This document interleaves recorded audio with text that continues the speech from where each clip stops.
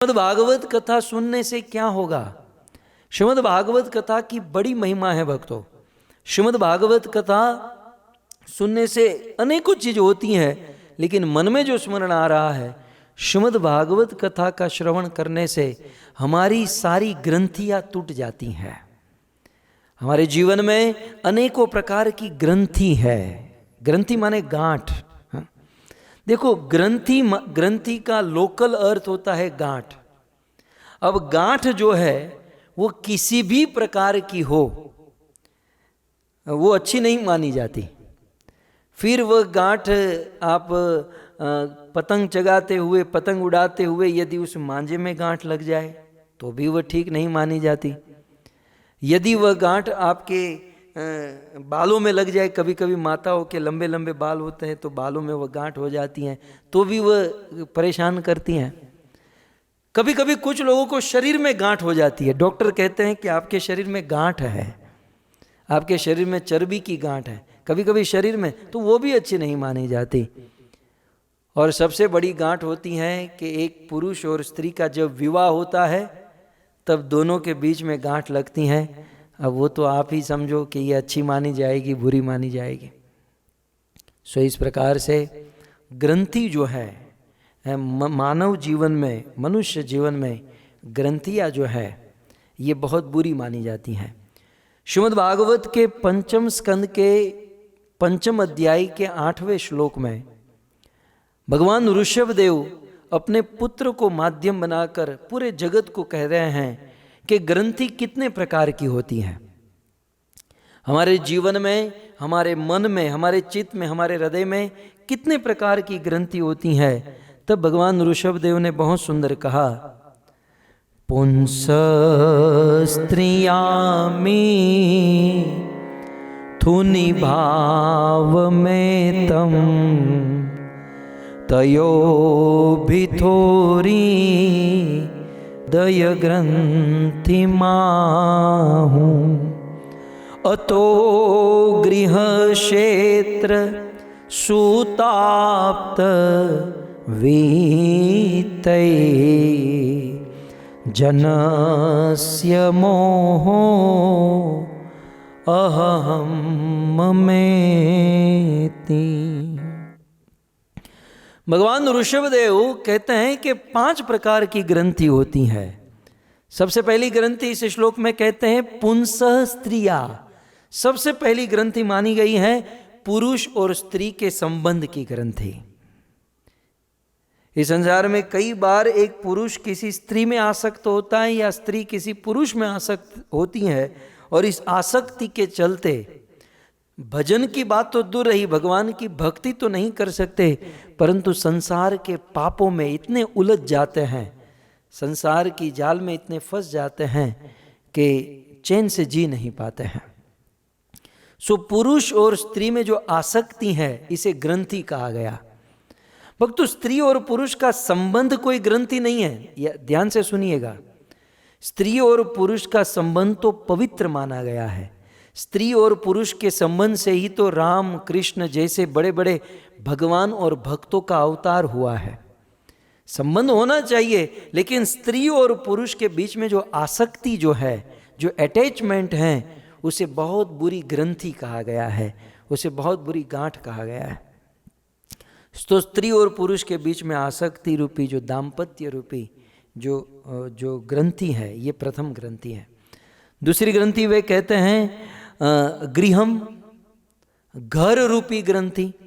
हम जिस घर में रहते हैं ये घर भी एक ग्रंथि है, एक बहुत बड़ा बंधन है। शास्त्र में तो कहा गया कि घर एक विशाल काय, एक बहुत बड़े अजगर के समान है। अजगर जैसे अपने आजू बाजू में रहने वाले सबको निगल जाता है, सबको खा जाता है, वैसे हम जिस घर में रहते हैं वो घर हमारी सारी एनर्जी को खा जाता है, हमारे सारे समय को खा जाता है, हमारी सारी संपत्ति को खा जाता है। सो घर भी एक ग्रंथि है, घर भी एक आसक्ति, एक ग्रंथि है, यदि उस घर में हम आसक्त है तो। भगवान ऋषभदेव तीसरी ग्रंथि कहते हैं संतान।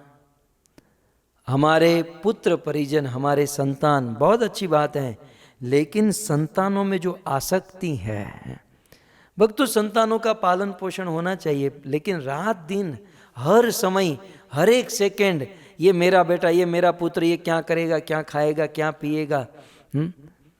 एटलीस्ट कम से कम भगवत कथा सुनते समय, कीर्तन करते समय संतान की आसक्ति से मुक्त होना चाहिए। संतान भी एक ग्रंथि है, एक आसक्ति है। चौथा, खेत, भूमि या प्रॉपर्टी। भगवान ऋषभदेव कहते हैं क्षेत्र, इसे संस्कृत के श्लोक में कहा गया है क्षेत्र। चौथी आसक्ति है क्षेत्र की। क्षेत्र माने घर, भूमि या फिर हमारी जो प्रॉपर्टी होती हैं। हम संसार में, समाज में देखते हैं कि जो गांव में रहते हैं या जो शहरों में रहते हैं, अपने खेत में या अपनी जो प्रॉपर्टी होती है, अपनी जो भूमि होती है, उसे रोज देखते हैं, रोज स्मरण करते हैं और मन में सोचते हैं कि इसके भाव बढ़ेंगे, इसके भाव दुगुना हो जाएंगे, इसके भाव 4 गुना हो जाएंगे। तो अपने क्षेत्र में, अपनी प्रॉपर्टी में बड़ी आसक्ति होती है। हमने तो देखा नहीं, लेकिन सुना है बुजुर्गों से कि जब क्षेत्र का, भूमि का बंटवारा होता है और उसमें 1-2 फीट आगे पीछे हो गई तो तलवारें चल जाती हैं, सगा भाई एक दूसरे के मस्तक काट देते हैं, क्योंकि अटैचमेंट है, आसक्ति है। हमारे भारत में हम देखते हैं कि थोड़े थोड़े एरिया को कवर करने के लिए बंदा गवर्नमेंट से कितना झूठ बोलता है, कितनी मेहनत करता है। यह है क्षेत्र के प्रति आसक्ति।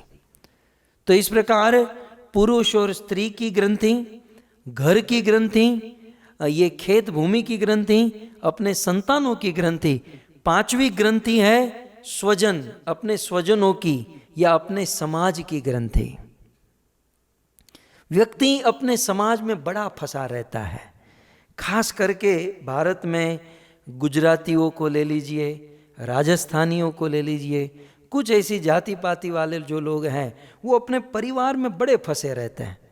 आप कभी भी पूछो फलाने भक्त कहाँ हैं, कि फलाना मर गया इसलिए वो चले गए, वो कहाँ है, उसकी शादी है, वो बीमार है, ये है, वो है। बस केवल समाज की इन भागदौड़ में ही पड़े रहते हैं। रिलेशन होना चाहिए, लेकिन शास्त्र में लिखा है कि जितनी आवश्यकता हो उतना ही संबंध जोड़े हैं। लेकिन इस संसार में देखा गया है कि अपना समाज और समाज के प्रति जो लगाव है, जो आसक्ति है, वे बहुत बढ़ा लेते हैं। इसे भगवान ऋषभदेव ने ग्रंथि कहा है। तो यह है 5वीं ग्रंथि। 6ठी ग्रंथि है धन, पैसा। इसका अनुभव तो प्राय सब लोग करते हैं। पैसा भी, धन भी एक ग्रंथि है, एक बहुत बड़ा बंधन है। और रात दिन लोग उन्हीं के पीछे तो पागलों की तरह भागदौड़ कर रहे हैं, भटक रहे हैं। भागने वाले आदमी को पूछो आप इतने भाग क्यों रहे हो? बोले ऑफिस में जाना है। ऑफिस जाकर क्या करोगे? बोले पैसे कमाएंगे। पैसे कमा के क्या करेंगे? बोले खाएंगे। और खाने से क्या होगा? बोले शक्ति बढ़ेगी। शक्ति बढ़कर क्या करोगे? बोले जॉब करेंगे। बस खाना पीना, पोषण करना, काम करना, केवल इसी के लिए मनुष्य जीवन नहीं मिला है। हाँ, धन की आवश्यकता है, लेकिन धन की आवश्यकता मात्र ये जीवन टिकाने के लिए, ये जीवन बीत जाए, ये जीवन कंप्लीट हो जाए, इसके लिए धन की आवश्यकता है। लेकिन हम तो धन के लिए रात दिन इतनी और ऐसी मेहनत कर रहे हैं कि भाई ये जन्म नहीं, ऐसे 50 जन्म तक हमको धन चाहिए। अब रहने खाने पीने के लिए आदमी को कितना चाहिए? संतोषी होकर धन अर्जन करके अपना अधिक समय, अधिक एनर्जी, अधिक अपनी शक्ति भगवान की भक्ति में लगानी चाहिए। परंतु ये न करके हम धन कमाने के लिए भागदौड़ कर रहे हैं।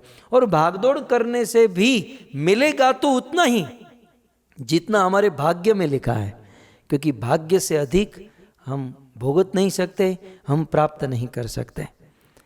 तो 6ठी ग्रंथि भगवान ऋषभदेव ने कही, वो है धन। और 7वीं ग्रंथि है हमारा शरीर है। ये हमारा अपना शरीर है। लोगों को अपने शरीर के प्रति बड़ा लगाव होता है। हाँ, ये बात सत्य है, शरीर का ध्यान रखना चाहिए। शरीर एक नौका है, क्योंकि जान है तो जहान है। लेकिन बस रात दिन शरीर के पीछे ही पड़े रहना, शरीर को बस अच्छा कैसे खिलाऊं, शरीर को अच्छी जगह पर कैसे लेकर जाऊं, बस केवल शरीर शरीर शरीर के लिए ही सोचते रहना। कुछ लोगों को देखा है उनके जीवन में शरीर के अलावा कुछ नहीं होता बस, और रात दिन उनका कंसंट्रेशन मात्र शरीर के ऊपर होता है। तो ये शरीर भी एक ग्रंथि, शरीर की आसक्ति भी एक ग्रंथि कही गई है। तो भगवान ऋषभदेव ने कहा कि जनस्य मोहो अहम ममेति, इस प्रकार से 7 प्रकार की ग्रंथि मनुष्य के जीवन में होती हैं। और भगवान ऋषभदेव यहाँ तक कहते हैं कि यदा मनो हृदय ग्रंथि रस्य कर्मानुबद्धो दृढ़ आश्लेथ तदा जन संपरिवर्त तेस्माद मुक्त परम यात अति विहाय। जब तक व्यक्ति इन ग्रंथियों से मुक्त नहीं होगा तब तक परम धाम परम पद भगवान को प्राप्त नहीं कर पाएगा। एक बात याद रखिए, 7 प्रकार की ये जो ग्रंथि मैंने आपको गिनाई, ये 7 ग्रंथि को जब तक व्यक्ति छोड़ेगा नहीं, कुछ लोगों की ग्रंथि तो ऐसी हो गई, ये ग्रंथि जो है ना इसको गांठ कहते हैं, हमारे गुजराती में बिल्कुल हमारी देसी भाषा में इसे घूंस कहते हैं। ये घूंस कहकर बहुत इसको समझ में आता है कि ऐसी गांठ पड़ जाती है ना कि बंदा आधा घंटा 1 घंटा भी मेहनत करे फिर भी वो छूटती नहीं है।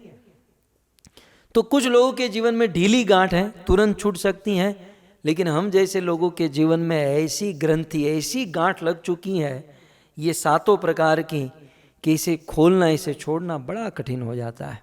तो भगवान ऋषभदेव कहते हैं कि जब तक इन ग्रंथियों से मुक्त नहीं होंगे, कौन सी ग्रंथि? 7 ग्रंथि, फिर से आपको याद करा दूं। पुरुष और स्त्री की आसक्ति पहली ग्रंथि, दूसरी है घर की आसक्ति, तीसरी ग्रंथि है खेत या भूमि की आसक्ति, चौथी ग्रंथि संतान की आसक्ति, 5वीं स्वजन या समाज की आसक्ति, 6ठी ग्रंथि धन की आसक्ति और 7वीं ग्रंथि शरीर की आसक्ति।